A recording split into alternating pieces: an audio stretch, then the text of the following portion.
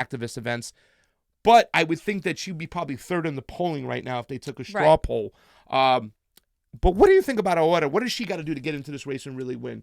I think she needs a lot of support, maybe endorsements from progressives. I think she needs to make sure she lets herself be distinguished as the progressive candidate, because what happens is often lack of distinguishability between that. I think she needs to reach out to certain people, maybe like Mel, certain resources that to see, hey, I'm the actual progressive candidate, and I may be new, and I may not I mean, she has a lot of experience dealing with the public as her job LADWP, I believe she worked for, but she she's going up against established politicians, so that's always going to be difficult. And the thing she has going for her, if the Democratic Party is true to their word, is that she's a woman of color, she's a Latina. And I love the fact that she is a Bernie supporter. She's a progressive. I mean, we've had her on the show here. She's talked multiple times about the things that are important to her. So I mean, she's definitely the most progressive by far. Yeah. The question is, can she...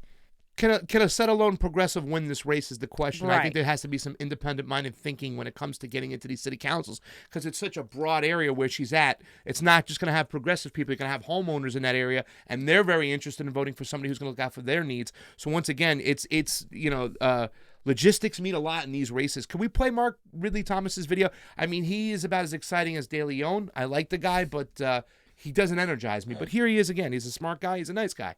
Los Angeles City Council District 10 candidate Supervisor Mark Ridley Thomas. I simply want to say thank you for your support tonight.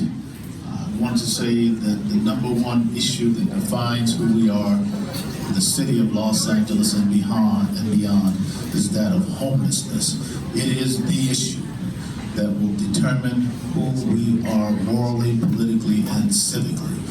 I want to make it clear in an unapologetic way that is going to be my top priority when returning to the Los Angeles City Council with your support. Once again, I say thank you very much. All right, guys, we've had a little technical difficulties with our stream. I'm trying to get it back on to see who's on there and who's hanging on out. So I'm going to have to go back and take a look. And is there any super chats that we're missing, John? Or I don't want to leave anybody out when it comes to the super chat department. So let me get on it right here real quick. So sorry, everybody. We are trying to work through these quick technical difficulties. That was Mark Ridley Thomas. Okay, so now we're back on live on these spots. Hopefully we have a couple people with us. That's not the one right here. Look at this. Jesus. Yeah, the chats are not going to show up, guys, so I won't be able to get back to you. If you left a super chat contribution, I am so sorry, but we can't get back on there, and I don't know what's going on over here. I don't even know who's on the freaking thread. All right, so we're just going to go on and going to do the show because we have other things going. So we had Aura Vasquez, but there's also another candidate who would probably be the number 2. Her name is Grace Yu. Soldier Boy, you know that song? You. Okay, so Grace Yu, I got to meet her too as well. She's another person in the LA City Council. She's running. A lot of support in that room when people were, I've seen her around talking to Grace Yu. And she's going to be one. I think she right now is positioning herself as probably second place right now with support, where Aura has to catch these people and get into this race. There's more than just 3 or 4 people running this race. It's like 10. But a lot of these people aren't known. That is Grace Yu right there. And the last candidate, his name is Jace Dawson that we met the other day.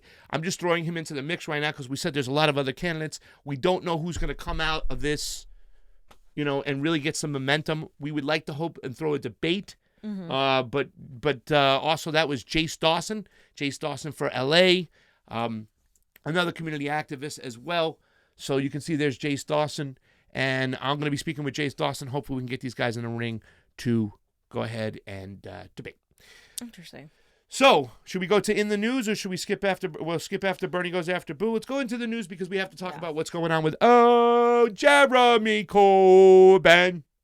Yes. So it looks like right now, if all exit polls are correct, the Labour is losing heavily to the Tories. We don't know exactly. This is going to come down to the end of the night. But yes, if these exit polls, and the exit polls are pretty good in Britain, from what I understand, It's not going to be a good night if Boris Johnson wins for Labor and Jeremy Corbyn. But also, people were still voting until like an hour ago. I mean, we're what 8 hours away from England. Still, 9 hours away.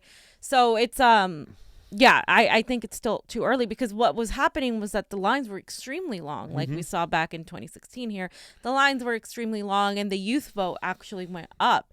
So if we really can't really say right now, because in general, a lot of the later votes tend to be more progressive. Yeah. So I think it's too early to call.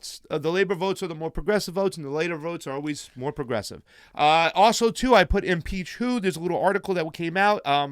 I don't know how the Senate Republicans are going to play this. Now, we had Kevin Zeese on this show, and he had talked about the fact is if it goes to the Senate, they can really make a dog and pony show out of this thing and put people up there, bring Adam Schiff to the stand, question him. But it looks as if the Senate Republicans are going to run a short impeachment trial, knowing that Trump is not going to be impeached, that they're going to just really, and maybe they're going to sell this thing as like, hey, we're not going to do what the Democrats are. We're not going to waste our time with this. We're going to make this short, sweet, 2 weeks and done, and then we're going to move on with our life. And they're going to take the higher ground. When they go low, we go high. Well, the Republicans are looking to do that and not make a horse and pony show out of this whole thing, it looks like. It's a shame for me because I want to see Adam Schiff take the stand more than anybody in Torn Apart. And that's what Donald Trump wants.